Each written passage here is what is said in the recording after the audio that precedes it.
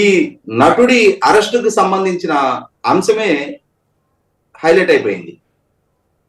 ఈ ఛానల్ ఆ ఛానల్ కూడా లేదు. మరి ఇంతగా అటెన్షన్ సీక్ చేసిన ఆ నటుడికి ఖచ్చితమైన సామాజిక బాధ్యత ఉండి తీరాల్సిన అవసరం ఉంది. ఇవాళ అతన్ని అమాయకుడు, అతన్ని అన్యాయంగా అరెస్ట్ చేశారు. జాతీయ అవార్డు దక్కించుకున్న నటుడికి ఇవ్వాల్సిన మర్యాద ఇవ్వలేదు అని చెప్పని ప్రభుత్వాన్ని రాజకీయంగా విమర్శలు చేస్తా ఉన్నారు. అంటే ప్రభుత్వంతో ఉన్న తమ రాజకీయ వైరుధ్యాలకి ఈ అంశాన్ని సాకుగా వాడుకుంటా ఉన్నారు. రేవంత్ రెడ్డి గారి పట్ల, రేవంత్ రెడ్డి గారి ప్రభుత్వం పట్ల ఉన్న రాజకీయ వ్యతిరేకతని చాటుకోవడానికి ఈ అంశాన్ని సాకుగా వాడుకుంటా ఉన్నారు. మరి వీళ్ళందరూ కూడా ఖచ్చితంగా సమాధానం చెప్పి తీరాల్సిన అంశాలు కొన్ని ఉన్నాయి. ఇవాళ నిన్న న్యాయస్థానంలో జరిగిన విచారణకు సంబంధించి ఈ నటుడు అల్లు అర్జున్, ఈ అల్లు అర్జున్ గారిని రిప్రజెంట్ చేస్తున్న లాయర్లు న్యాయస్థానం దృష్టికి తీసుకొచ్చిన అంశం ఏంటి?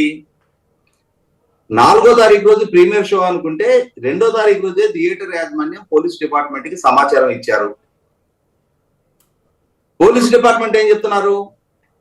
Yes, police station reception counter లో ఒక సమాచారం ఇచ్చి వెళ్ళింది వాస్తవమే. కానీ హీరోలను కానీ హీరోయిన్లను కానీ థియేటర్ కి ఆహ్వానించవద్దు అని చెప్పని మేము రాతపూర్వకంగా తెలియజేశాము అని చెప్పని పోలీస్ డిపార్ట్మెంట్ చెప్తా ఉంది. మరి దాన్ని అధిగమించింది ఎవరు? ఆ సాహసానికి పూనుకున్నది ఎవరు?